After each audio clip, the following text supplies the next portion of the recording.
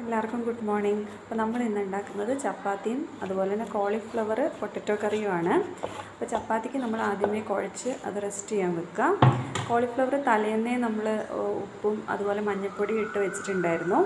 അത് നന്നായിട്ട് തിളപ്പിച്ച് വേവിച്ചതിന് ശേഷം കഴുകിയെടുക്കുക. കഴുകിയെടുത്തതിന് കുറച്ച് മഞ്ഞൾപ്പൊടി, കുറച്ച് മുളക് പൊടി, കുരുമുളക് പൊടി, പിന്നെ ഇത്തിരി ഉപ്പ്, പിന്നെ ടൊമാറ്റോ സോസ് ഇതെല്ലാം ഇടുക.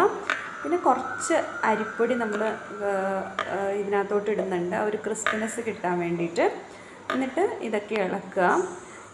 പിന്നെ പൊട്ടറ്റോ നമ്മൾ അതിന് മുമ്പ് ഒരു അരിഞ്ഞിട്ട് തൊലിയൊക്കെ കളഞ്ഞ് അരിഞ്ഞിട്ട് കുക്കറിനകത്ത് ഒരു വിസിൽ വെപ്പിച്ചിട്ടുണ്ടായിരുന്നു. ആ പൊട്ടറ്റോയും കൂടെ ഇതിനകത്തോട്ടിട്ട് മിക്സ് ചെയ്യുക. മിക്സ് ചെയ്തതിന് ശേഷം നമ്മളൊരു നോൺ സ്റ്റിക്ക് പാൻ എടുത്ത് അതിനകത്തോട്ട് ഒരു ഇത്തിരി വെളിച്ചെണ്ണ ഒഴിച്ച് അത് ഫ്രൈ ചെയ്തെടുക്കുന്നു. കുറച്ച് നേരം നന്നായിട്ട് ഫ്രൈ ചെയ്യുക. പിന്നെ അതേ പാനിൽ കോളിഫ്ലവർ മാറ്റിയതിന് ശേഷം ഒരു ഇത്തിരി വെളിച്ചെണ്ണ, നമ്മൾ കുറച്ചേ വെളിച്ചെണ്ണ എടുക്കുന്നുള്ളൂ, കാരണം വെളിച്ചെണ്ണ ഇവിടെ ആർക്കും വേണ്ടാന്ന് പറഞ്ഞായിരുന്നു. ഇത്തിരി വെളിച്ചെണ്ണ ഒഴിച്ച് വെളുത്തുള്ളിയും അതുപോലെ ഇഞ്ചിയും ഇടുന്നു. നമ്മുടെ ചോറ് അപ്പുറത്ത് തിളയ്ക്കുന്നുണ്ട്. എന്നിട്ട് അതിനകത്തോട്ട് കോളിഫ്ലവറും ഉള്ളിയും അരിഞ്ഞതിട്ട് വഴറ്റി കുരുമുളക് പൊടിയും പിന്നെ മുളക് പൊടിയും ഇട്ട് നന്നായിട്ട് ചൂടാക്കുന്നു. എന്നിട്ട് ഇത്തിരി സോസ് അതിനകത്തോട്ട് നമ്മൾ ഇടുന്നു. സോസ് ഇടാൻ ഇത്തിരി പാടാണ്. പിന്നെ നമ്മുടെ അരിപ്പൊടി കുറച്ച് വെള്ളത്തിനകത്ത് കലക്കിയ വെള്ളവും കൂടെ ഇതിനകത്തോട്ട് ഒഴിച്ച് മിക്സ് ചെയ്യുന്നു.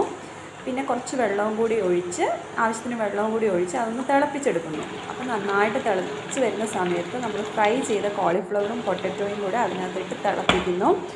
തിളച്ച് നന്നായിട്ടൊന്ന് ഇളക്കി തിളച്ച് വരുന്ന സമയത്ത് നമ്മൾ കുറച്ച് മല്ലിയിലയും പുതിനയിലയും കൂടെ കഴുകി അരിഞ്ഞ് അതിനകത്തോട്ട് ഇടുന്നു. എന്നിട്ട് തിളച്ച് കഴിയുമ്പോൾ നമ്മുടെ കറി റെഡിയാണ്. പക്ഷേ ഇതിൻ്റെ ഇടയിൽ ഞാൻ വിട്ടുപോയൊരു കാര്യം വെച്ചാൽ ഇത്തിരി ഒരു പഞ്ചസാരയോ അല്ലെങ്കിൽ ശർക്കരയോ ഇതിനകത്ത് ഇടുക, കാരണം മസാലയുടെ കുത്തലൊന്ന് മാറാൻ വേണ്ടിയിട്ടാണ്.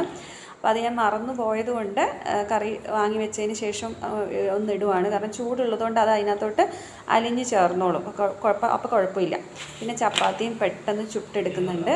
അപ്പോൾ ഇന്നത്തെ മോർണിംഗ് ഇതാണ്: ചപ്പാത്തി, കട്ടൻ ചായ, ചപ്പാത്തിയും പിന്നെ നല്ല കോളിഫ്ലവർ കഴിയും കട്ടൻ ചായയും. ഇത് കൂട്ടി കഴിക്കാൻ നല്ല രസമുണ്ടായിരുന്നു. പക്ഷെ ഒരു ഇത്തിരി എരിവ് മുമ്പിട്ട് നിൽക്കുന്നുണ്ട്. അപ്പം നിങ്ങൾ ഉണ്ടാക്കുമ്പോൾ കുറച്ചൊരു എരിവ് കുറച്ചോട്ടോ.